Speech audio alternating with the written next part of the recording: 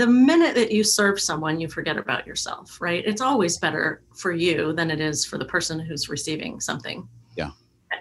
And I think sometimes we take gifts and blessings away from people by not allowing them to serve us. I'm guilty of that too, right? When somebody wants to help you and you're like, no, I've got it, I'm fine.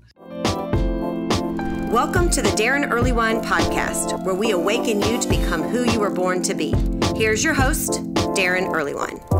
Well, welcome back to the Daron Earlewine podcast, guys. I'm going to be honest right off the bat. I'm stoked today. Very, very energetic, very stoked. You are going to. You know what? I'm going to go ahead and say it. It's a money back guarantee today. Money back guarantee. You're going to love this episode. You're going to be inspired. You're going to walk away with some just next step kind of stuff that you're going to be like, oh my gosh, my life needs to be a story like that. We're sitting down today with we're going under the blast from the past here. She was my high school marching band drum major. At that point, her name was Julie Patterson. Now her name is Julie Duty, and she is currently the founder and executive director for United Sound, which is an amazing organization that actually includes kids with special needs into band. They give kids a place to understand music and a place to belong. It's beautiful. It's gorgeous. It's an amazing idea. It's an amazing organization. It's changing the life of kids all over the nation. And I believe it's an idea straight from the heart of God, because who comes in with ideas like, let's let kids with special needs feel like they're loved and belonged and have a connection and understand music? Sounds like a God idea to me. And he gave it to Julie Duty, and she made it happen. You're going to hear the story. It's going to blow your mind. And here's the thing. Here's where you're going to listen to this. There's going to be a moment. There's going to be a moment where she talks about the turning point of her life, a question that was asked of her as she was serving, just killing time while her kid was in like preschool, killing time serving at some nonprofit. I can't even remember what it was called. She's just killing 2 hours a day, and the director of it asks her a question that changes her life forever. I'll tell you in just a minute. Hey, welcome to the Daron Earlewine podcast. It is episode 47. It's a beautiful Wednesday afternoon here in Indianapolis, Indiana, wherever you're at, wherever you're listening, whenever you're listening. I hope it's a great day for you. It's a great day for me. And I just want to say thank you so much for downloading this episode. I want to thank you for those that have subscribed, whether it's on YouTube, Spotify, whatever podcast episodes or podcast platform you use. Thank you so much for subscribing to the podcast. Thank you for those that have left a review for the podcast. Thank you for those that comment on all the social media about the podcast. And thank you for those that have shared it and joined us actually as financial investors to help us grow this ministry and the podcast. Can't say thanks enough. Are you ready for the question? Here it is. Let me set the scene. I wish I had some good, maybe we can figure out some kind, I don't know. We need some let me if I have no, that's a scary chime. That doesn't work. Laugh track, that's not going to work. And this is too Foo Fighty-ish. This other theme we have, it's too rock and roll. It doesn't set the scene for this moment. I need some kind of, sweet, kind of maybe dramatic music. Anyway, here it is. I don't have the music. Julie is serving just on a random day while her kid is at preschool. And the executive director of the nonprofit she's been volunteering with, she's sitting there doing what she does to volunteer. And he just stops and he says, "Isn't there something you're supposed to be doing?" And she looks at him and he looks at her, and she knows he's not talking about in the moment. He doesn't mean like, aren't there some emails that need to be seen? Don't you need to go do something in a classroom? This guy was a pastor. And what he was saying to her was, isn't there something in this life that you're supposed to be doing? And Julie knew as she heard it to the depths of her soul that the answer was absolutely yes, but she just wasn't quite sure what it was. She had some ideas. She had some momentum, but the question changed her life. And I want to ask it to you. Isn't there something you're supposed to be doing? And let me tell you, without a shadow of a doubt, 100%, the answer is yes, unless you're already doing it. I say it every single episode, right? That you're created on purpose and for a purpose by a God who loves you, who created you, who divinely put you together in your mother's womb. You are the absolute craftsmanship, the workmanship of God, created in Christ Jesus to do good works like Julie's doing that have been prepared in advance for you to do. That means there is something that you're supposed to be doing. And if you have no idea what it is, and there's no proof that you can see in your life that you're actually doing it, you need to take some stock in your life and figure out how you stop wasting it. Because your life is not an accident. Your life is not just some random grouping of events. Your life is custom made and laid out by a God who created you on purpose and for a purpose, or a God who is actually near you, not far away. And he's actually stacking the deck and the circumstances of your life in order for you to easily reach out and find him and find the destiny for which he's created you. And you're going to see that as in this interview, as Julie Duty begins to put together the pieces of the puzzle of her life. It is absolutely amazing. It's a road paved with bricks of servanthood and volunteerism that she got. We talk about every time with the podcast. It's the same podcast. You realize it, right? The podcast is the same episode over and over again, just with different people. Basically, the seeds of servanthood were planted deep in Julie's childhood with her grandparents and just being around and serving other people. She just kept serving people. You want to know why? Because we're created in the image of God. Guess what God is? A servant. Guess what you are? A servant. So you serve the needs of other people and you walk yourself into maturity and through the mechanism of discovering your destiny and who God's created you to be. It's what Julie's going to tell you the story on. And the breadcrumbs. I love the idea of God just graciously, lovingly, because he's for us, not against us, right? He just continues to drop these little breadcrumbs. If we're paying attention, that if we keep walking through, we'll find ourselves moving into the thing that we were supposed to be doing, the thing that we were created to do. And you're going to hear that in Julie's story. And here's what happens. As you begin to move into this process, God's going to take you into a three-step process.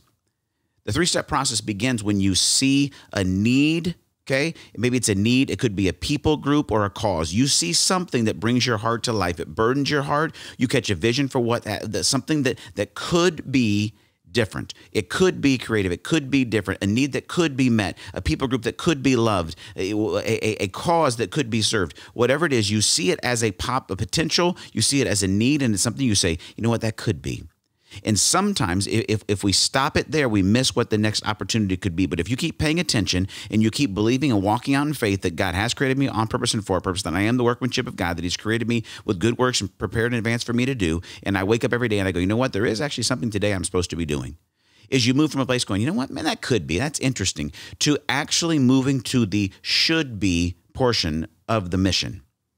You know, this isn't something that could happen. This is something that should happen. Now, here's the difficult part. Sometimes, guys, we get to the should be part. We get to the should be part of the mission that God has given us, and we don't believe that we are actually worthy or equipped enough to actually do something about it. And so we go, you know what? Someone else should do that. Well, why do you think you saw the need of that, were inspired by that, and went from could to should? Probably because you were created and put on earth to step into that need.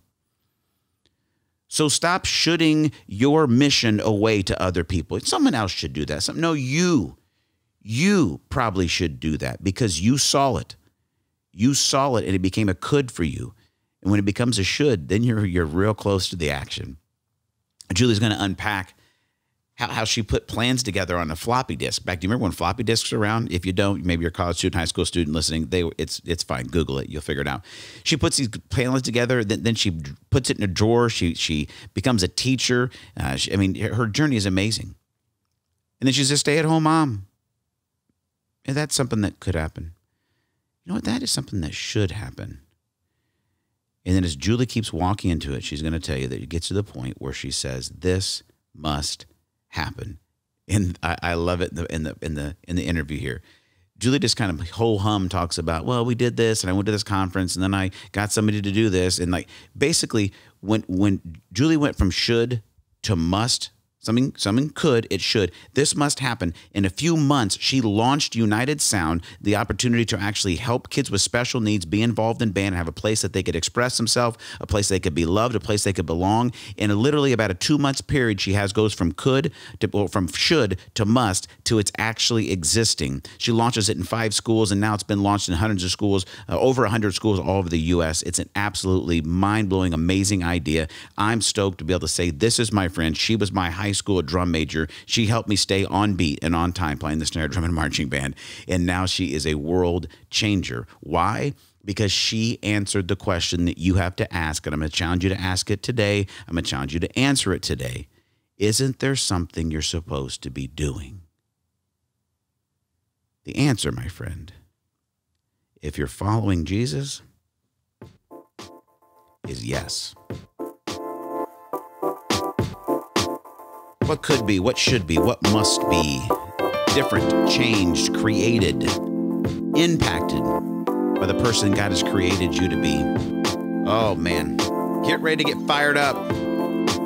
And what I can't wait for is I can't wait to hear the stories in 5 or 10 years, maybe 20 years down the road where you're telling somebody, you know what, I wasn't sure. I didn't have a could, I didn't have a should, I didn't have a must. And then I listened to the episode 47 of the Daron Earlewine podcast, and Julie Duty, the question changed it. And when I answered the question yes, and then could actually describe the mission, things got real exciting. And guess what? The future got created. Oh, so good. All right, that's enough. Get into this podcast. Me, my high school drum major, and now the founder and director of United Sound, the one and only Julie Duty. Hey, welcome back to the Daron Earlewine podcast. I'm sitting down today through Zoom with my high school, what's not band, what drum major. That's it. Yes. Julie Duty. Julie, you were Julie Patterson back then. And so the weird part of how our brains work as we grow, I mean, maybe it's just me, and I know sometimes the brain doesn't work for me, is when you have somebody that was a part of your life in a certain season of life, they're that person, name and everything, even though lots of life has continued. So when I knew you and you were in charge of our band, which was a very good band, by the way, you did a phenomenal job leading the band as our drum major. Oh, that was Mr. Lang. That was like 1995, 94, 95, something like this. Yeah, long and time ago. I was a punk kid playing drums in the drum line, and you were in charge of the whole freaking show, and you were Julie Patterson, and we were all kind of scared of you, Julie, but in a good way. I know that's true. There are people that are scared of me now. I don't know why. You represented consistency and authority and leadership. And you really, I'm honest, I'm not joking around. You really did a great job.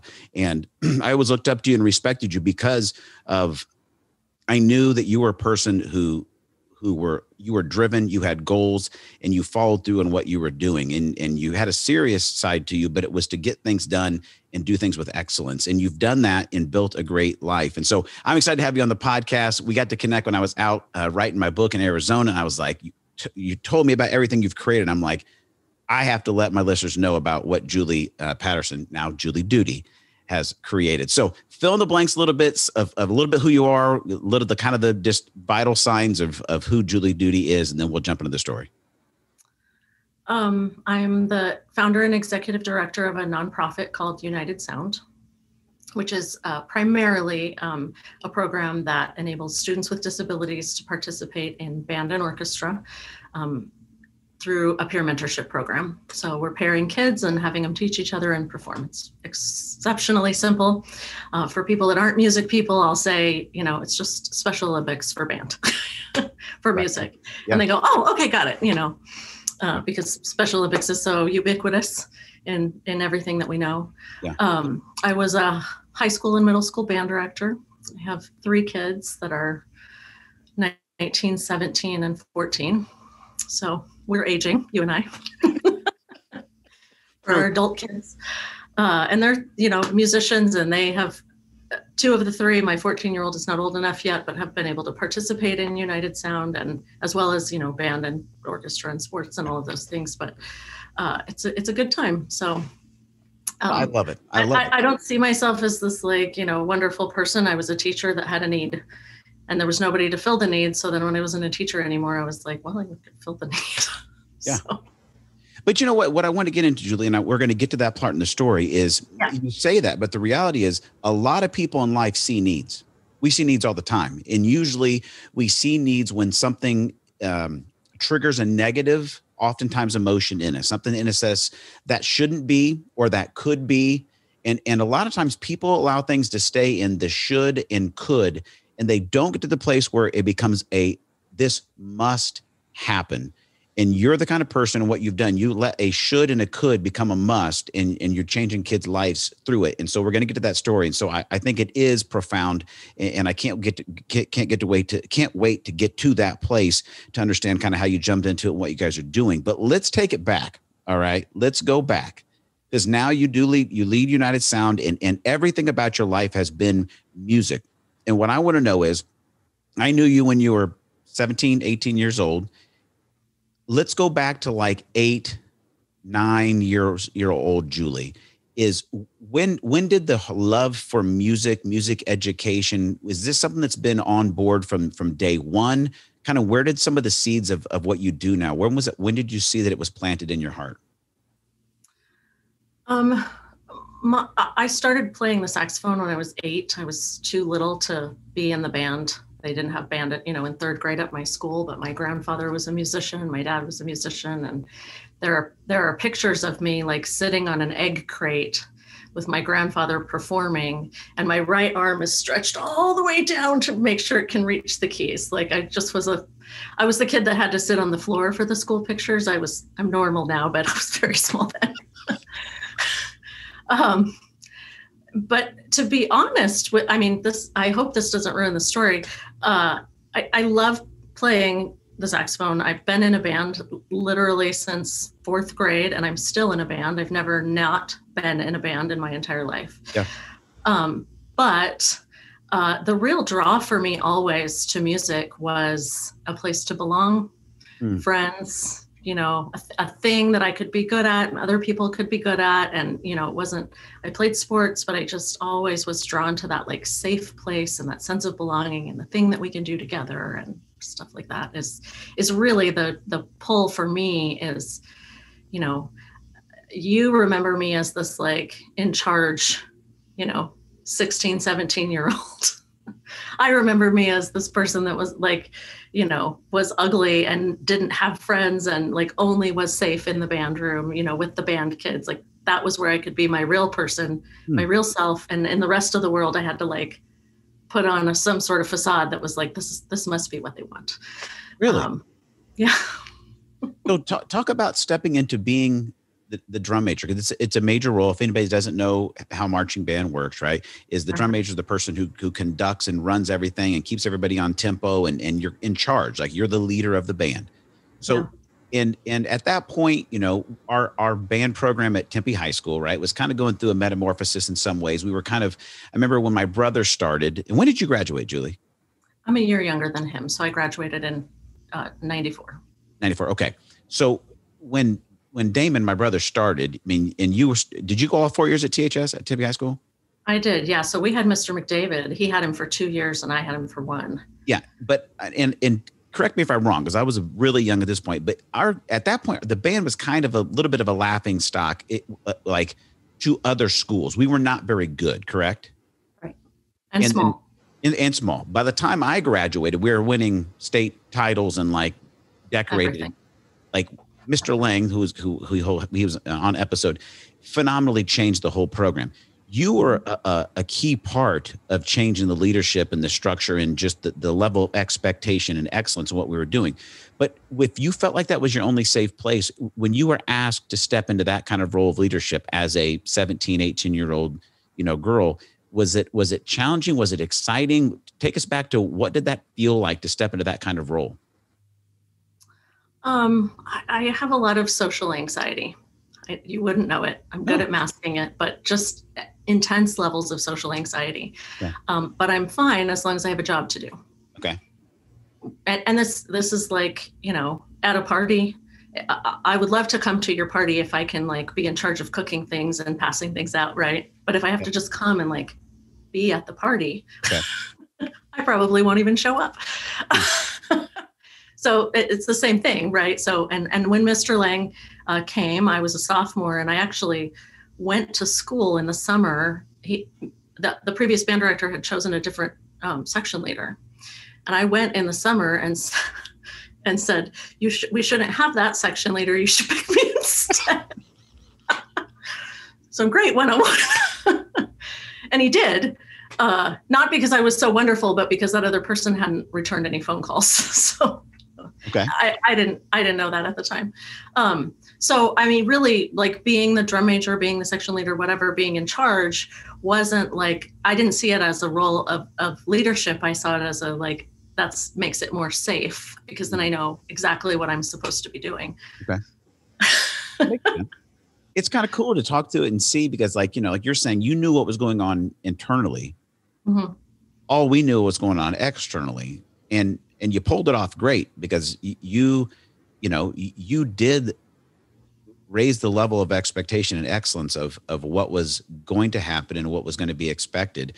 And I knew we were probably freaking annoying most all of the time, specifically the drum line, but you did an amazing job. And I think it's just cool to see, even when we're in a place of, and I think this is instructive for a lot of people, is that even if you're in a place where there is insecurity, where there is, you know, questions, is finding those places. Where is a place that I can belong? Where is a place that I can fit and make an impact? And I think there's a connection there. And for me, it would be a connection to not just doing something, but I think there's an amazing mechanism that servanthood actually unpacks for us in our maturity and our strength, is when my life is only about me, then I can get pretty narcissistic, and that can find its way and manifest its way in some different unhealthy ways for all of us. But when the totality of my life isn't just myself, all of a sudden I'm tapping into other gifts, abilities, strengths, and even health that I may not even know I was going to tap into. And I think when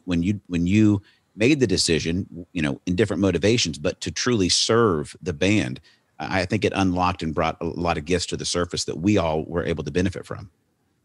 Sure. Service has been my primary mode of being for my whole life. I didn't realize that it was extraordinary.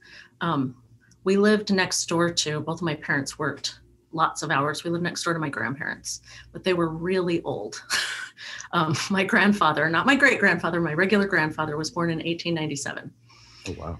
He was 60 when my dad was born, right? So he was in his 90s when I was in high school. Yeah. And that, like, people, my grandmother was 13 years younger, but still, you know, they're in their low 80s and mid 90s. Yeah. Like, that's a whole different perspective on how to interact in the world, right? Mm-hmm. From, you're fine, here's a paper towel.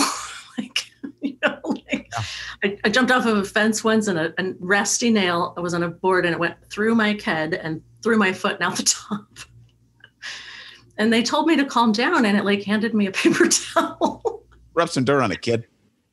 You know, and it wasn't like that. It wasn't a big deal. They were so loving, but it was just different, right? And we lived in a neighborhood with, for some reason, a lot of older people in Tempe, and so I was mowing yards and helping Mrs. Maisie to, I don't know, make gifts for her grandchildren. It was just always, you know, whatever it was. Yeah. I started volunteering at the hospital at Tempe St. Luke's when I was 13. And part of that was, you know, my mom was like, I'm going to be gone all day at work. You need to be busy. Go to the hospital. You know, right. Go volunteer. Somebody can watch you. I'm sure part of it, but the minute that you serve someone, you forget about yourself, right? It's always better for you than it is for the person who's receiving something. Yeah. And I think sometimes we take gifts and blessings away from people by not allowing them to serve us. I'm guilty of that too, right? When somebody wants to help you and you're like, no, I've got it, I'm fine. Yeah. There's benefit for the person who's giving that's greater usually than what the person is receiving, which is partly what United Sound is built around of, you know, can we give these kids an opportunity to serve long term? Sorry, I'm jumping ahead. No, I like it. It makes you feel like you are safe in the world, right? I have a place, I'm needed. Everybody needs to be needed. Yeah. You know. So let's fast forward. That servanthood was something sewn into the, you know, very DNA of who you are. Music was a big part of it. You graduate, you go to college, you go pursue a music degree. Yeah, saxophone scholarship. Nice. Did you go to ASU? Useful. I did. Yeah. Okay, so you go to ASU, you graduate, and you go back into music education. Is this correct? Mm-hmm. Okay. Yep. Talk about that a little bit. So I started teaching in 98, and I taught, to begin with, middle school and high school, and then gradually transitioned into just middle school. When I was still at Tempe High School, they had a class called PALS that we could take. Did you ever take it? Mm-mm. We have it here actually in the high school. I've had some friends, kids that have volunteered with it. Yeah, I think it's called Best Buddies here though. Same. Yes. Different, similar, but different. So ours was a class, like you would just go every like third hour and do life skills. I mean, we learned how to fill out checks and would go out to the stoplight and, learning to go when it said walk and not get run over. I mean, I assume you wouldn't do that these days at Broadway and Mill, but probably not. That's what we did. Yeah. And if you'd asked me at the time, I would have said, if you said, why are you doing it? How does it make you feel? Any of those questions, I would have been like, Yeah, I'm just doing it. I'm a kid. I don't know. It's fun. Right. But I was taking night school at the community college and summer school every summer because all I really took at school was PALS and, band, 3 band classes. I'm working so hard to make sure that I have room to do this service opportunity. So I started teaching, and teaching is hard. And my first inclination was to just say, okay, kids, we're going to go and play at the Arizona Special Olympics. I didn't do that my first 2 years. Your first 2 years of teaching, if you make it through, you're a total winner because it's the worst thing ever. Oh, it's so hard. If your kids have a new teacher, be nice. Yes. I think I missed something. And maybe I knew this and I've forgotten this because that happens a lot in my life. Okay. You graduated, you came back and you were the band director at Tempe High School? No. Oh. No. I taught in Fountain Hills, actually. Okay. I was like, sorry, I missed that part of the story. I didn't know you became like the next Mr. Lang. I didn't know. No. So I went to teach high school. I just taught high school for the first 2 years. On my third year, I was like, oh, well, we can play at the Arizona Special Olympics. They have like state games and they have ceremonies and all of these things, except it's in October. And teaching 7th graders anything by October is hard. Yeah. But to play like marching band stand tunes is extra hard. They're still at the very beginning of their instruments. But so we started this thing where we, put everything together and then go on this trip. It was interesting at the beginning. Some of the Special Olympics folks weren't even really interested in having all of these kids there. I have a letter that I've saved in my happy file from an athlete saying, I didn't want you here. I tried to, this is our special safe place and we didn't want all these other kids here, to like laugh at us and make fun of us. But, I'm bringing 250 kids who are going to just like cheer their hearts out. There aren't 250 other people in the stadium, Right. And they're, we'd set the situation up for success and they're cheering and they're doing all of these things. So, we did that for a couple of years. And then I was like, oh, well, I mean, everybody should be in the band. So I said that to my principal. I said, everybody should be in the band. Doors are open. And she said, great. So the next year, I had 3 kids, 3 boys with autism. All 3 of them were non-speaking. All 3 of them had a teacher's aide with them, a student aide with them, each one. And they were put into my 7th grade band class with 92 other kids. Wow. And I had no assistant. It was just me, which is so chaotic. Like, I don't know if you can imagine what 92 7th graders is like. I mean, but you have to just be like a drill sergeant to keep things from melting down at any time. When at that point in your education, Julie, going through college and everything, did you have any kind of no, none. No training. Okay. All right. Nope. So let's go. We're doing it. Well, they arrived and then I was like, oh, I don't know what to do. So I went to my principal and I said, I don't know. I'm into it. I'm not saying they can't be in the band, but I don't have any idea what I'm doing here. So I need somebody to come and teach me because I didn't get any training on this. Yeah. And I need some resources, some things to buy, and let's start there. Yeah. And she just kind of laughed and she's like, there's nobody to teach you. I don't even know what you're doing, and that's the case for a lot of administrators when they come in to, see what you're doing in your class. If they're not a musician themselves, it's a foreign language. Yeah. They're like, well, nobody ran out of the room. Good. Yeah. Everybody seems like they're on task. I have no idea what the task is, but wow. You get some of that. So she's like, well, there's nobody to come and help you. And she said, I have no idea what there is to buy. Here's an open PO, and there's nothing to buy. You can buy like, research and textbooks and things that are like create it. Right. But I'm seeing about at that time 320 kids a day, every day. Because, I've worked so hard to recruit and have these big classes. Right. I don't have time to be reading textbooks and writing things, somehow writing curriculum that'll work for these kids. So, we ended up in this situation where like they all three played percussion. I put a pad on the drums so we couldn't hear what they were doing. I felt horrible about it. My principal was like, it's great in the room. All in the room is better than out of the room, and like inclusion is not place. Inclusion is belonging, but they were in the room. And so we made it through that year and the next one. And then I stopped teaching to be a stay-at-home mom. So, I had these 2 years where it was like, I had kids in my room, but I knew I was failing them and I felt awful about it, but I didn't have any idea what to do about it. I stopped teaching because I had two kids and one on the way at the time. So I needed to stay home and be the mom. And so I left teaching, and that fall school rolls around for a teacher, that's a true, like I'm a teacher inside of me. I was mourning the fact that everybody was going to school and I wasn't, not because I didn't love my babies. It just like I'd lost my identity. Yeah. So that fall of 2006, I, was reflecting on the experience, and I was like, oh, I can figure out what the help is and write I can do this. Yeah. And that's what when I said I saw the need, I lived the need. So if nobody else is going to fix this, maybe I can fix this. I can help with this. And so I spent a couple of weeks just, at night, like moms do, just obsessively like planning.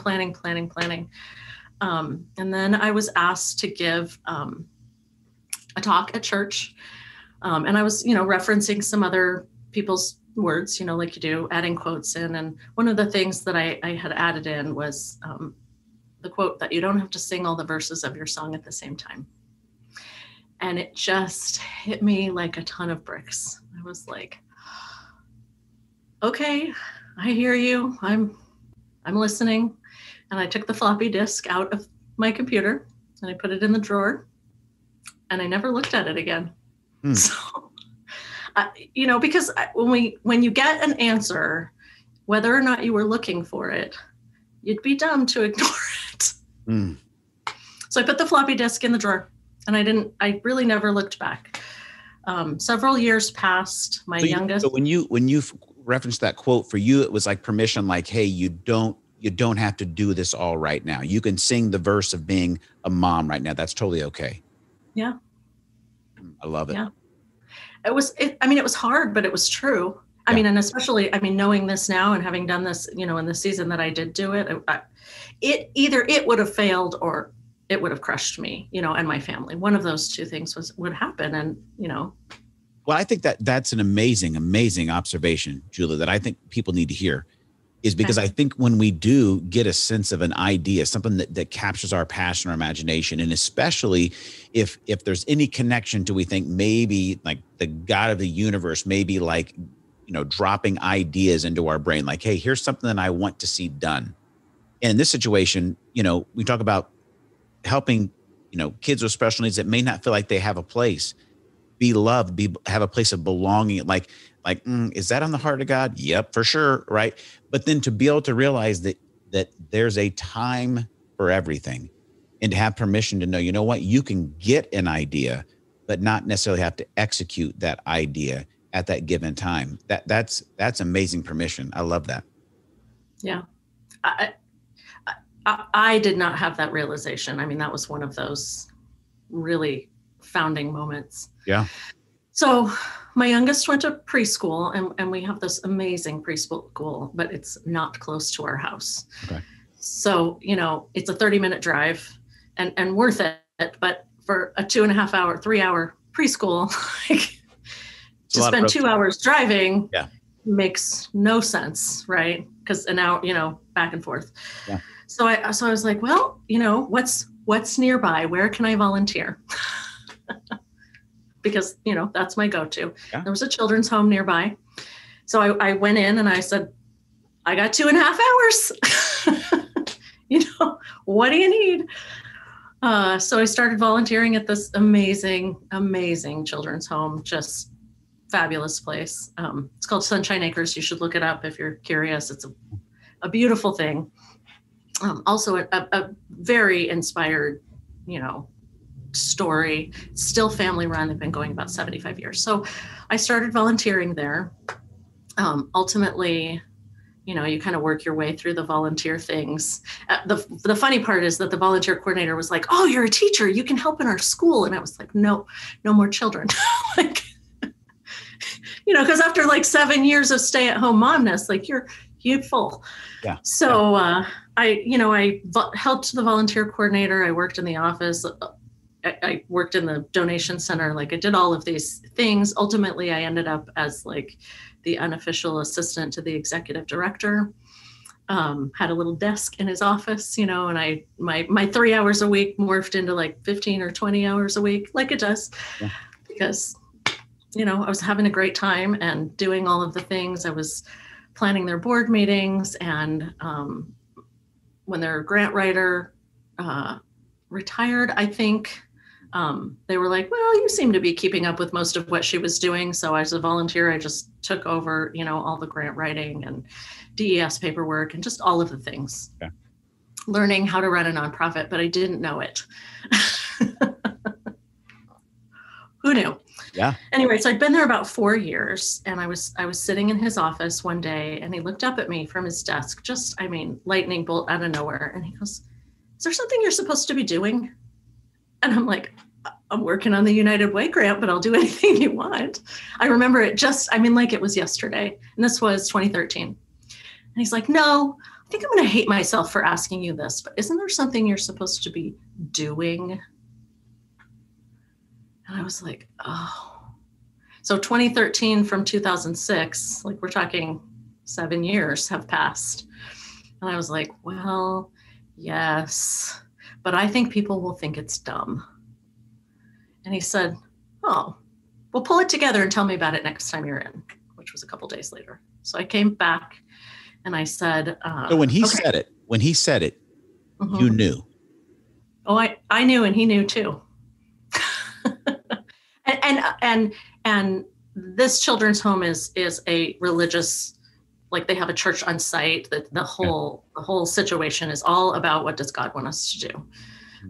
That's how they make decisions. The end. Yeah. So I brought all the stuff, and I was like, okay, it's this, and this.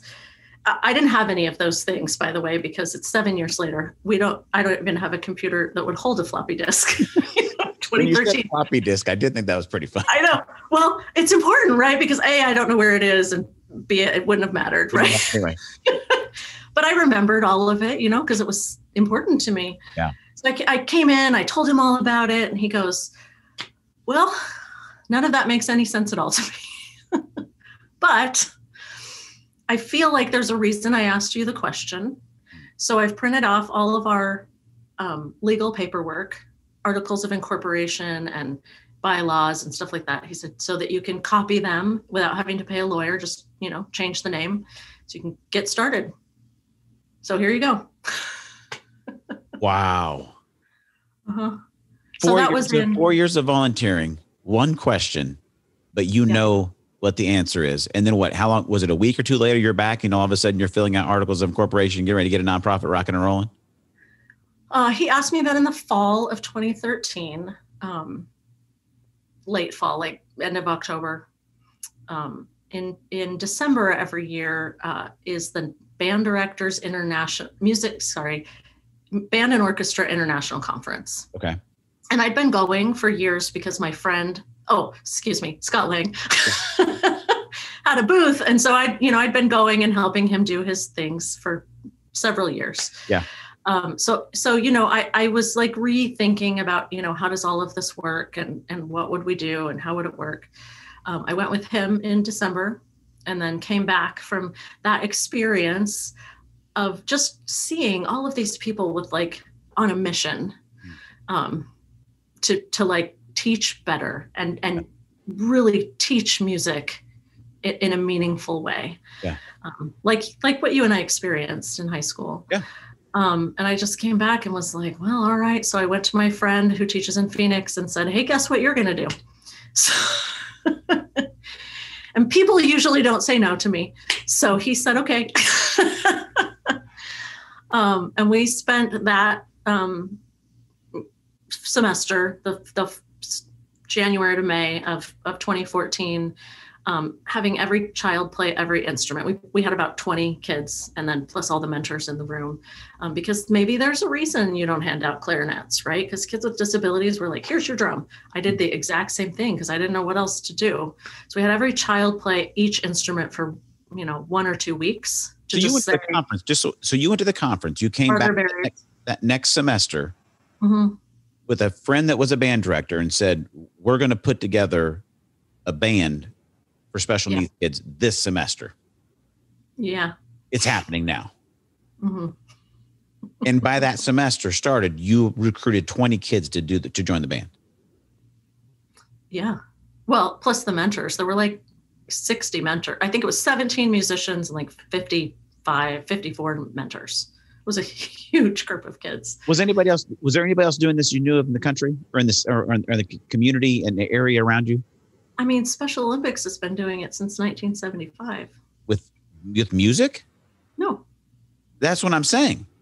But with sport, why aren't we like music? Like if you can do it with bowling and track and field and, let's just do it. No, I'm on board with the mission. What I'm just trying to get my mind around and help you maybe rediscover the amazing ridiculousness of it is stay-at-home mom hanging out with the nonprofit, gets asked a question, goes to a conference, comes back by that semester, has launched something, a new idea that needed to happen that wasn't currently happening, is happening in a matter of weeks.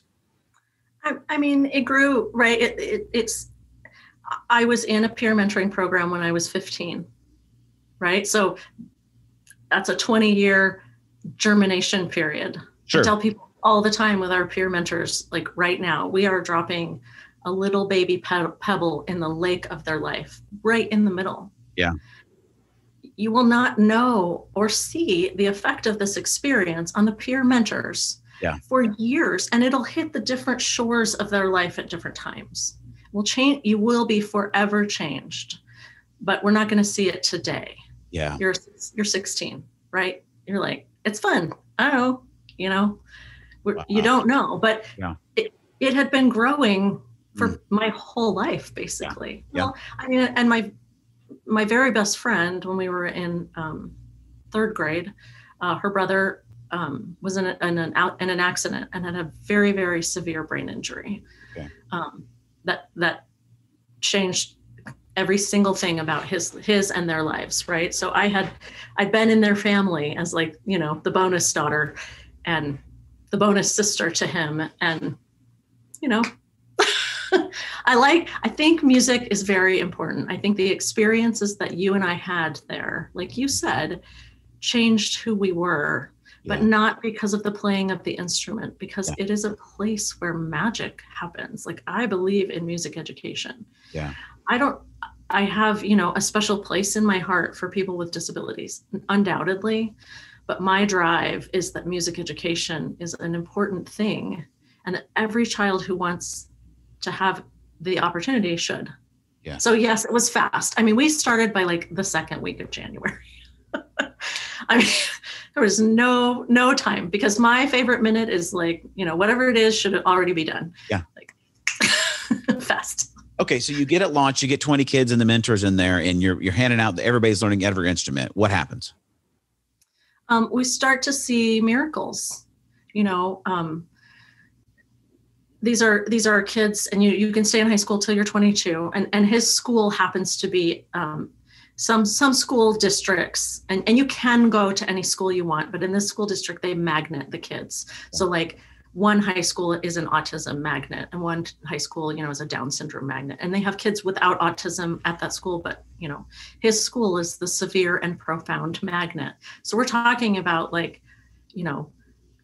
really children who have severe disabilities, but also almost no interaction with their peers, right? They're in self-contained classrooms. They come, their school bus comes 15 minutes after the school day ends, and it leaves 15 minutes before the school day starts, and they eat lunch at a different time, and they never leave their classroom. Yeah. So that's a unique and kind of, there's debate about, inclusion, but we're making friends and having, that opportunity to exist with your peers. Yes. It isn't open for those kids. But, they have wonderful teachers who love them, and you can stay in high school till you're 22. So we're talking about kids who've, teachers who've been with these kids for, 4, 5, 6, 7 years. They know them intimately. Yes. And yet they're doing things for their peer mentors that they would not do for anyone else. Wow. The one example is this young man, his name was Eric. We'd had a couple of weeks of hand drumming, and then we moved on to mallets, easy place to start. Yeah. And the next week was, and I'm at this point borrowing instruments from the local music store, which is a huge thing for them because now they have to go through the whole process of cleaning. But what they had 17 of that week available for me were clarinets. Okay. And your viewers may not know, the clarinet is hard to play and has a lot of parts. It's like a jigsaw puzzle just to put it together. I play an instrument that's very similar, and I usually can't make the clarinet even make a noise. So I'm driving to the school with 17 clarinets in my car, and the band director calls me and he says, "My wife just went into labor. I'm not going to be there. But Joanne, who's a special ed teacher, she'll be there, so it's fine." Meaning there's an on-campus person to be in charge. I'm like, super. I don't even know the names of any of these children. Right? Okay, great. Me and my 17 clarinets, So they're coming in, and Joanne comes over to me and she says, "Hey, Eric isn't going to be able to play the clarinet. He has, very severe sensory disability. They cut his hair when he's asleep. He doesn't eat almost anything, and he's non-speaking. So he's clearly not going to be able to put something in his mouth and blow on it." Right. And he said, "Do you care if he's just in the room?" And I was like, "Well, of course not." Right.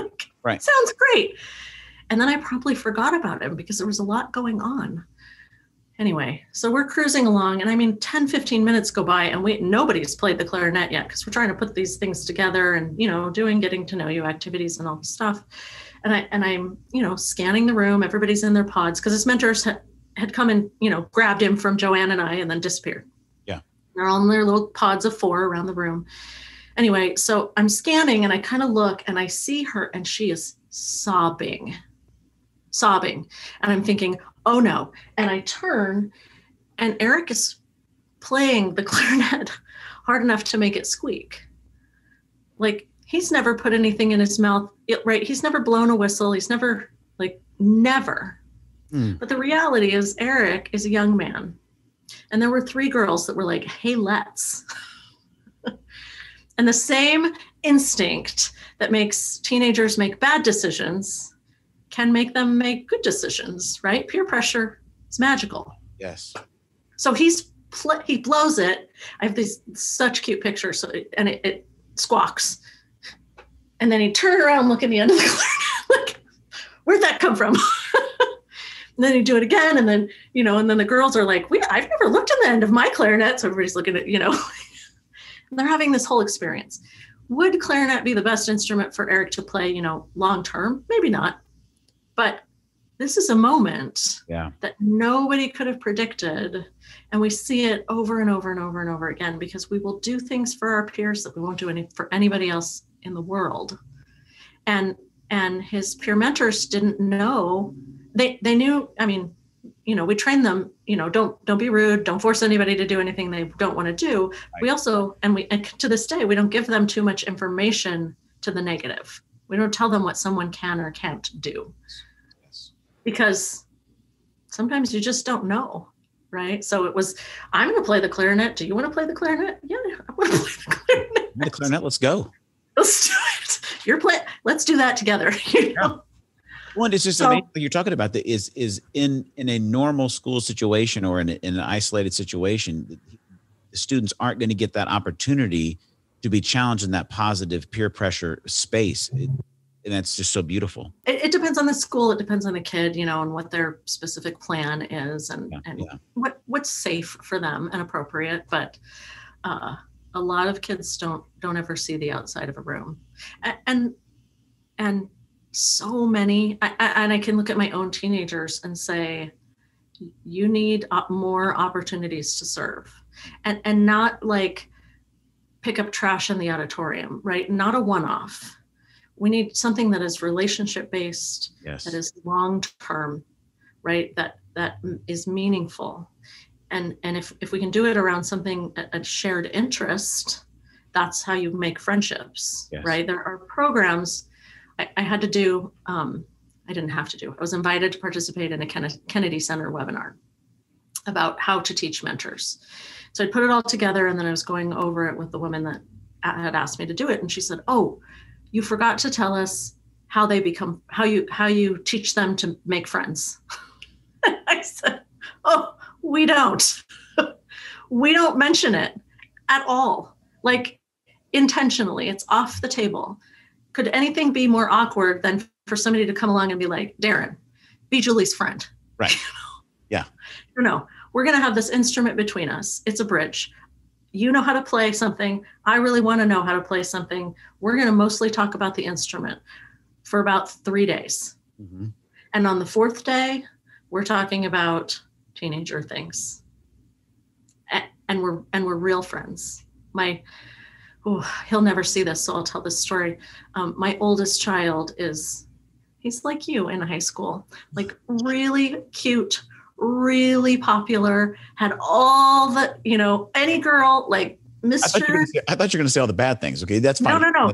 Mr. Popularity, right? And like that does something to your brain. Yes. It fills you up, right? In a way that it just a little abnormal. And he was in band, but like his band director even was like, I think he might be too cool for band. Then have a cooler band. But I'm just trying to draw the picture, right? Here's the kid. And so he participates in United Sound. The first year he played trombone, the orchestra had it, and he wasn't in orchestra, so he volunteered to be their videographer. I mean, he just really wanted to do it. I wanted him to do it. So he participates for a couple of years, and he's still like, Mr. Kid. Mm-hmm. Anyway, one night we went out to dinner, and then we came back earlier than expected. And he is like on his way out the door in a suit. And I'm like, what's up? Not prom night. So what's happening? I mean, a suit, a tie, the fancy dress shoes, the whole 9 yards. And I'm like, I expect to catch my teenagers in some nefarious activities, but what is this? Yeah.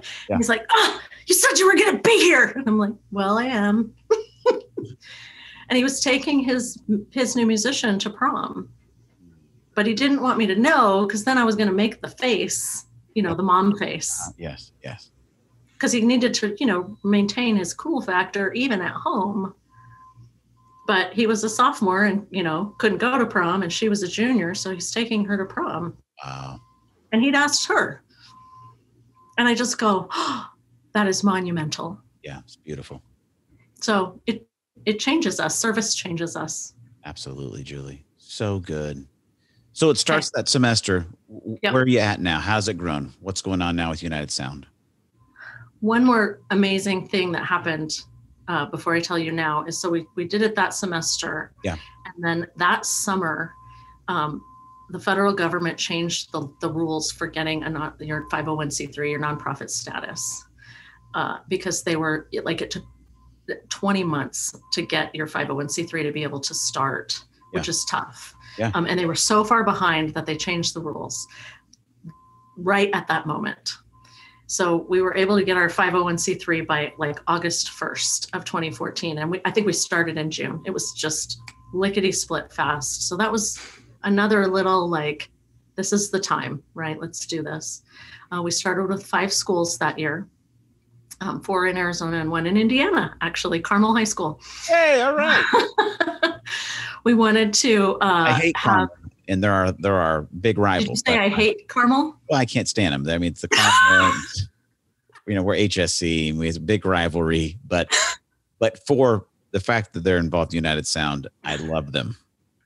I wanted to be able to have like big, notorious, popular, like amazing, and also rural and an urban school. I wanted to be able to say, we know that every instrument works. We want to know that every demographic works. I love it. And yeah. Carmel had at the time, like probably if we ranked high school orchestras nationally, they were number 1. Oh, wow. Like without anybody even in their neighborhood. That's why I don't like them, because they win at everything. But that's I'll pray through that. Like 5,000 kids that go to that school. There's a lot of people to choose from.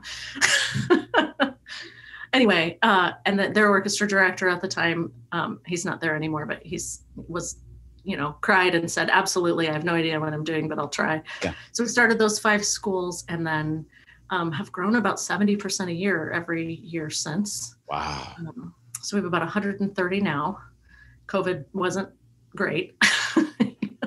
Right. For a school-based hands-on peer mentoring program, Yeah. But we're getting ready to get rolling again with everybody as people start going back to school. And we've had about 8,000 kids as peer mentors and new musicians come through the program and have that opportunity to be together. And, they spend about 20 hours a year together. They meet, is that right? 25, excuse me. Because they meet about once a week. They perform together. They travel together. We have 30 kids that are going to march in the Rose Parade in January with the Honor Band of America. We just keep having these like amazing, neat experiences. Yeah. That's how we market, because really we're trying to say to the teachers, you can do this. Mm-hmm. So we attach ourselves on to really big things that are happening. Yes. At that international conference, the top military band, like you've heard of the President's Own. Yeah. So that's the Marine band, but there's a top for each arm of the military. In rotation, they perform at that international conference. And every year our kids get to perform with them on one song. But, that's 3,000 band directors and orchestra teachers sitting in that audience seeing, right? I don't want to tell you about it. I want you to see it. Yeah. It's easy. The kids are doing the teaching. Just open the door. Let more people in. Give your students this opportunity to teach and connect, everybody this chance to belong.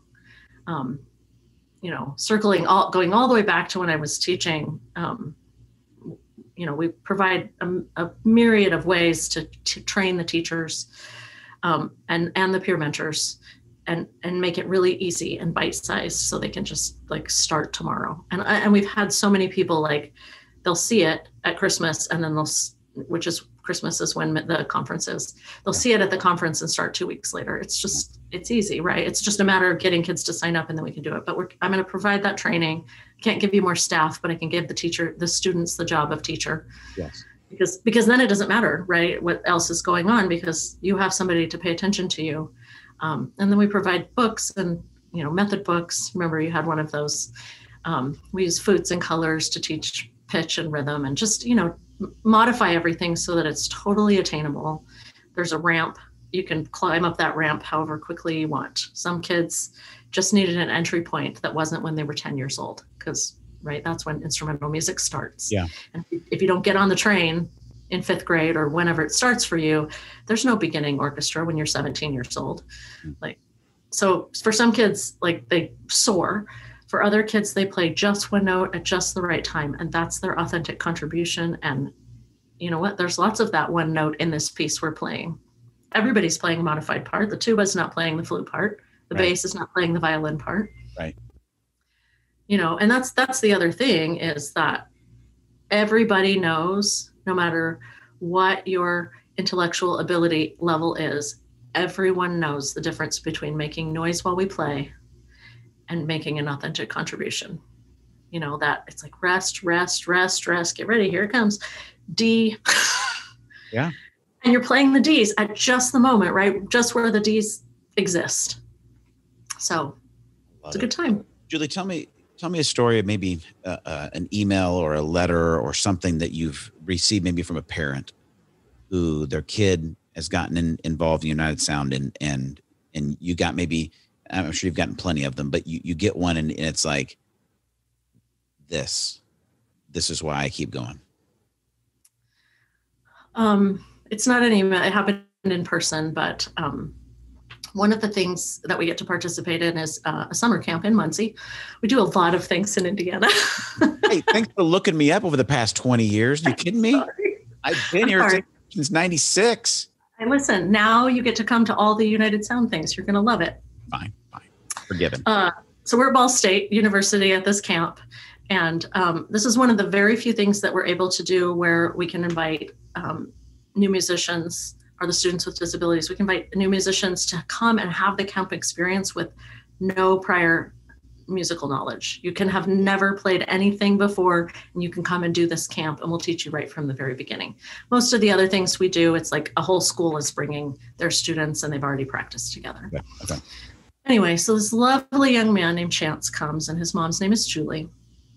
And in an experience like this, I'm having to like really monitor the situation because the parents are there, number one. But we have, campers who've never mentored before today and musicians who've never met their campers before today. They don't go to the same school.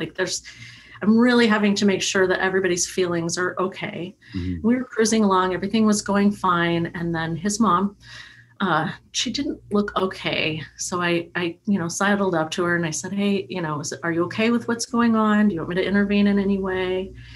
And she looked at me and she said, I don't think you even understand what's going on here. I was like, it's a good okay. opening. Yeah. good.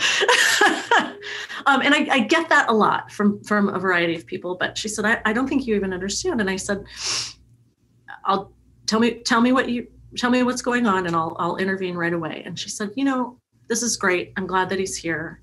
She said, I don't think you've processed that those kids that are helping him right now will be the business owners and the managers that will decide if my child, my son as an adult, or somebody else's son like mine is employable or not. Wow. And she's like, this will change their understanding of what my kid can do and other people like him. And I was like, oh, that's big, It's huge. We have another young man here in Mesa, actually. And at the very beginning, he came in and I think we were on the second week and I was standing next to the special education teacher and he walked over to her and he leaned in and he said, I like this. She burst into tears. Why are you crying? And she's like, oh, he doesn't express, he can talk, but he doesn't talk. He doesn't express opinions. He'll answer, he'll answer a question that's asked, but nothing else, right? No spontaneous. She's like, this is something that's on his IEP, individual education plan of something that he needs to do. Yes. But it is very difficult to get, spontaneous chatter and opinions in a self-contained classroom. And she's like, this is a huge thing. He just walked over here to me and said this. And I was like, oh, great. Fast forward to a couple of years. The very first time we performed in the Rose Parade was 2017. And their entire community came together, the music community, their church community, the school community, to help him pay for this experience. Because, it's a 6-day thing. Rose Parade is not a 1-day experience. Yeah. So everybody participates, they fundraise, they do all of this stuff, and he comes and he has this 6-day thing, and he and his grandmother and his mom are all there, and we're watching him like turn into a different person over the course of this week. The last thing that we do is a free day at Disneyland, which is great. We're standing in the parking lot, getting everybody organized. And he gets into this group of mentors and he's like, see ya, and goes running into Disneyland with his parents. And his grandma looks at me and she's like, is that okay? And I was like, I feel like there's a lot of video cameras in there. We'll find him. I don't think his mentors will ditch him. Anyway, he came back from that experience and he's played the euphonium for 3 years, just a changed person completely. And is it about like the blowing into the instrument? Sure. Right. It's really about this shared experience, learning that people like me for who I am and I can like them and it's okay to talk.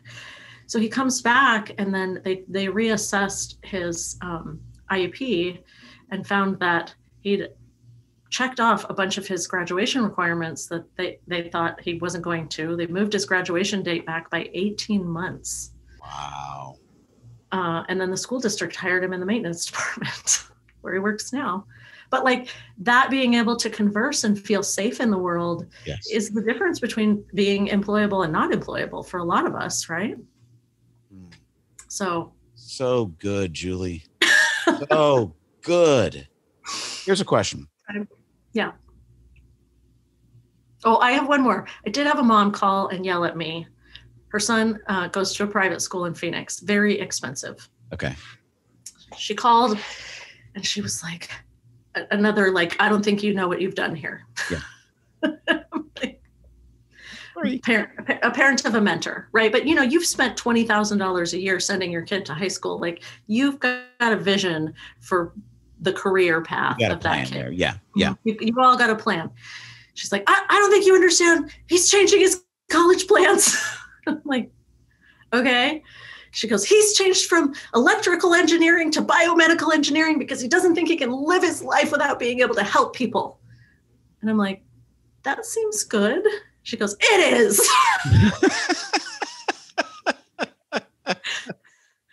Okay, well, nice talking to you. That's what we want. He can use his big brain, in a variety of ways. So some people have ideas. Yeah. Many people have careers. Yes. And some people feel like they have a vocation, or another way to put that is a calling. As you look back, Julian, you put together 8-year-old version of yourself, 15-year-old version of yourself, 25, 35. As you look at the way that this has brought everything together, do you feel like this is something that this whole podcast is helping people be awakened to the fact of who they were born to be? Do you feel like that United Sound is your calling? It's not something I've ever thought about before today's conversation. I mean, you mentioned that you were going to ask that, and I thought, I don't know. I think for me, my calling is to serve and to be a good person in the world and to do as much as I can for as many people as I can.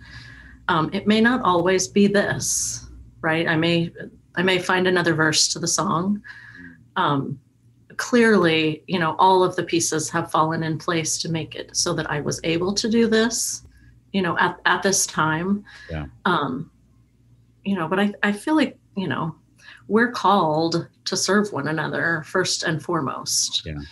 And to see those needs and fill them, and they can be small or large, right? I mean, I've provided meals for people that somebody else easily could have cooked, but I know that it was important that I did that. And that's a 1-hour activity, yeah. Right? This is all encompassing, yeah. Full-time, career, travel 100 days a year. Like this is different. And I, am compensated to do the work that I do now. I wasn't for the first 3 years, but I am now. But I think the important thing is to just be aware of the people around you, to try to learn like what you're good at and what you care about. This is something I have a session that I do with college kids often, and just ask them what they care about, small, and it's usually home and family and friends. Yeah. And then large, like what's the thing that you care about that can start with the word the. So the homeless, turtles. Yeah.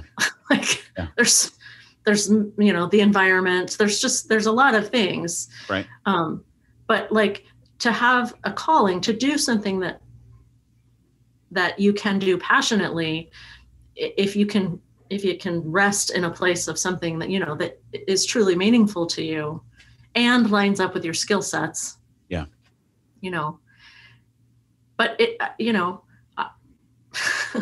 when I was cleaning at the children's home, I mean, I loved it. I went, faithfully, and I, it was really important, but, I'm not sure that, hanging clothes on the rack, if you'd asked me, like, is this your calling? Right. I think I would have said no, but I'm needed here and I have the time, like, I'm available. Yeah. So, is it like, we don't all need to be like always creating things, because there's so much need. Yeah. And nonprofits exist on volunteers. Yeah. I live in Arizona, where it's very hot, and we have, we call them snowbirds, right? All the Indiana folks and otherwise that come here only in the winter when it's not cold. And most of the nonprofits here do everything that they're going to do between October and March when those people are here, because those are, people with disposable time. And when we're young, like, you may not always, have time to be like, I'm going to sign up and work at the food pantry every single week. That may not be the thing that you have time for right now, but, helping your neighbor get their garbage cans out can be really meaningful, and easy. Well, I think you've hit on something that is bedrock, is that I think we are all called to serve one another, right? I mean, loving your neighbor as yourself, right? But the part that I see with you, Julie, and not everybody is called to begin or to start something. And, you don't have to receive this if you don't want to. But when I look at the life that you're living in what you've created, is I really do feel like there are certain ideas, in my opinion, that are on the heart and on the mind of God. And he just looks for people who are willing, who are humble, and who are crazy enough to take the challenge, that he wants to let them borrow ideas that are on his heart, on his mind, because he needs to see things that will change the course of human history. And you've done that. And I think it's amazing. And for you, it's been just saying yes to the next opportunity. It's been continued to be somebody who serves. It's someone who's taken something that is passionate about them, music, and something that they're gifted in, and you've given it as a gift to other people. But I think it's amazing what you've stepped into. I think it's amazing what you've created in. And when you take that kind of journey and you look at, because it's a big statement to say something like that, you're changing the course of human history. But when you take a look at the statement you made about that mom is right. There will be people that lead businesses and companies different. There will be people who structure HR, policies and things for companies and schools and differently for years to come. There are going to be kids who are going to find, a level of acceptance, of confidence, and of strength in adulthood, because they were a part of what you created. And what I think is beautiful about it, Julie, and I'm so, it doesn't mean anything for me to say that I'm proud of you, but so proud of you, because you could have just as easily, when that guy looked at you and said, isn't there something you're supposed to do? You could have just as easily have just said, maybe, and let it go. But you didn't. You responded to it and you went after it, and you should be commended. And I think it's so beautiful. And I'm so grateful that you shared it with our audience. I love it. And my prayer and my hope is that there's somebody that's going to be listening to this podcast episode, and that they'll receive the question that man asked you as a question from us to them, isn't there something you're supposed to be doing? And that there'll be another beautiful story of someone who else moves forward to change the course of human history. But such beautiful stuff, Julie. So glad to be your friend. You too. Thank you so much. So if somebody wants to get involved, they want to volunteer, they want to donate a truckload of money, or they want their kid to get involved in what's going on with United Sound, how do they get connected to Julie Duty? How do they get connected to United Sound? The website is unitedsound.org. So you should watch some videos and check out what we're doing. You can obviously donate there. My email is just julie@unitedsound.org. So super easy to remember. And if you have a question or you need help, or, how can I help to move this into my kid's school? Yes. That's the thing that parents can do, on our behalf, other than, making donations. 'Cause like any nonprofit, we still buy duct tape to hold the doors open, especially post-COVID. Yes. But that helping us to make new inroads and helping teachers to feel like, okay, well, this is something I'm willing to try. Yeah. We make it very easy for them. We have a 96% retention rate of teachers. Beautiful. So once we get them in the door, like, they don't walk away because it's easy and it feels good. Yeah. But it's hard to open the door because we're busy. Special education teachers are busy. Yeah. Band directors, orchestra teachers are busy. Like, they work every Saturday of the year. So from the outside, they're like, I can't do one more thing. So, helping us to open those conversations and get things started is how, people can help. Yes. Really, boots on the ground is how we move things along. Phenomenal. So good. Go check it out. United Sound, Julie Duty. She's a world changer. Love it. And we're back. You know what? We're back. We're back as we're marching in time with Julie Duty, who taught me how to march in time. You know what march in time means? Maybe you don't, if you're not a band geek like me. Okay, marching in time is we're marching in tempo. And one of the most difficult things for me to do, it was so freaking my freshman year, is when you step off or step onto the downbeat in marching band, you always step with your left foot. Okay, it's what you do. So if you're marking time, as you're playing drums, right? So you got playing drums, you got a snare drum on, and you have to mark time, which means you can't see my feet, but your feet have to go up and down like sideways, like just the heels come off the ground. But you do it in tempo. So they give you a mark time mark, what they say, and then they'll clap it off or beep off the tempo, and then you start right tick tick tick tick tick tick check it right. And right now I'm in time, right? You can't see my feet, but I am. And this is me playing the snare drum in marching band because I'm a band dork, and that's cool. And if you don't like it, I don't care. So anyway, but I didn't know how to do it. My freshman year, I literally could not keep time because I was a drummer who played the kit, right? Drum set. Well, in a drum set, your kick drum, your bass drum is on your right foot. So when you're playing drums and drum set, downbeat one is always with your right foot. So I was all right foot dominant because I played the drum set, and then I get my freshman year and they're like, hey, guess what? Left foot is now one, which they didn't obviously ask drummers about this because somebody could have been like, hey, which foot should we start with? Ask the drummer. He'd have been like, right foot because that's a kick drum. They didn't ask us, so you have to step without your left foot. I couldn't figure it out. Didn't know how to do it. It took me a couple weeks. Finally got it. Julie Duty helped. And then for all the time that I was in marching band, that she was in it with me, she was the drum major. Her job was there, right? Conduct us, make sure that we're marching, playing in time. And here is the cheesy band connection. You're welcome. Who is teaching you to march in time? Not to some band song. Who is teaching you to march in time to God's call and his voice in your life?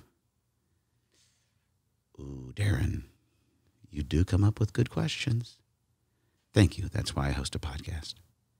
Who is teaching you how to walk in time with God? Because that's what Julie's whole story is about.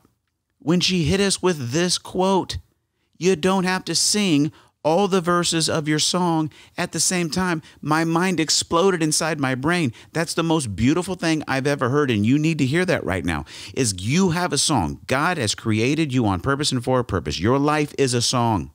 Your life is a song, and that song has many verses. And guess what? The little interlude, turnaround part between the verses of your song, right? The intro, verse 1, chorus, verse 2, the little part in there, I believe, is the could, should, and must. Is you're going through life and God has got you, maybe you're in a could period of time, like Julie was in. Maybe when she was teaching, right? She was a teacher and educator, and she saw these different things, and she saw these needs as she was around kids. She's in a could season of life. She sang that verse of her life. Then she goes home and she becomes a stay-at-home mom. You know what? That's a completely different verse of her life, and she sang it well. But you know what was keeping in time in verse 2 of her life? Servanthood. Serving others kept her in time with God's call in her life. Then she moves to verse 3 of her life, which is the should be verse. You know what? This actually should be. And then when God sees momentum of someone marching in time to his heartbeat and to his call in their life, then they get to that special moment. The must be. And they create something in partnership with God that fills the world up with more faith, hope, and love. That's what United Sound does. That's what Julie Duty does. And that is what your life can be about. That's what I love about Christianity. That's what I love about following Jesus. Here's the part that I couldn't really get down with when I was younger, of like when people would try to make the whole gospel of Jesus Christ this: you were born a sinner, God's mad at you, Jesus died. Now the God the Father was kind of mad that he died, but he died, and because he died, God can't send you to hell. He's bummed because he'd like to. He really wants to. He wants you to turn or burn, you dirty sinner. Isn't that good news? No, it's not good news. It's scary news, right? It's scary news with the scary note button, right? I finally got to push the scary button. It's not good news. Here's good news. God created you in his image from the beginning of time with redemption in mind before you even screwed the whole thing up. He was actually more stoked about redemption and partnership than he ever was anything about judgment or condemnation or separation. That was never part of the plan to begin with. Here's the good news. God stops at nothing to invite you into partnership and covenant relationship with him. He wouldn't even stop by giving his own life. He gave his own life so he can invite you back into covenant partnership, so he could protect and provide you in your life and invite you to walk with him, near him, so he could be for you and actually invite you to join him and create the future of ideas that are on his mind that bring more faith and hope and love to the world. Yeah, sign me up. What do you learn in spiritual DNA? What the whole core scripture that I created it out of, right? 2 Peter 1, 3, and 4, right? Jesus has the power of God by which he's given us everything we need for life and godliness. We have it all. It's already in you. When you step into a relationship with him that you get through the knowledge and the faith and the connection of Jesus by his grace, what happens is when you're invited to that relationship, his Holy Spirit gives you everything you need for life and godliness. He gives you everything you need to do the thing. Isn't there something you're supposed to be doing? Yeah, there is. And guess what? It's already in you. The ability to actually go from could to should to must. It's already in you. The gifts and talents and abilities and the unique calling that you need to actually accomplish and be successful at that thing. Guess what? It's already in your spiritual DNA. It's already in you. That's the good news. The good news is the world is jacked up and you are part of the solution as you join with Jesus and actually bring his ideas to life. And guess what good ideas look like? You know what? Special needs kids get bullied and made fun of and they don't feel like they fit. You know what? That makes me sad. And I want to make sure these kids know that they're loved and they belong. You know what I need? I need somebody that loves music. There's Julie Duty. I need somebody that understands servanthood. Oops, still Julie Duty. Oh, you know what? I need someone whose heart could break for kids that need to belong. Oh, still Julie Duty. Oh, actually, maybe it didn't happen in that order. Maybe marching in God's time was before Julie Duty ever got on earth. God was like this. Here's a problem I'm going to solve. Created Julie Duty. And she marched in time to the heart of God, to the call of God, to the creation with God. And now the world has united sound. And now these kids know love and belonging. That's so good. I need a studio audience just to amen me for what I just said because it's so stinking true and it needs to be true about you because guess what? You were created in God's image. And guess what, friend? Isn't there something you're supposed to be doing?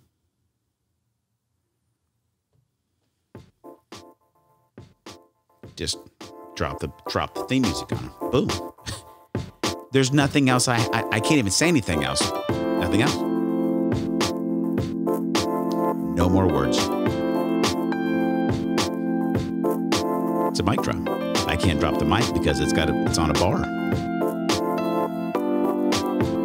Taking my headphones off. Listen, I love you. Answer the question. Get in the mission. We're done. You know how it ends. God is for you. He's not against you. He's near you, not far from you. And he's created you on purpose and for a purpose. Hit me up, reach out, email me. You can text me 317-550-5070. You can email me, Daron@blackbirdmission.com. I'm on all the socials. Reach out. You can text me. Just let's communicate about this one. I know you got thoughts. I know God was doing some stuff. Let's have a dialogue. It's better than a monologue. Created on purpose and for a purpose. Talk to you next time right here on the Daron Earlewine Podcast.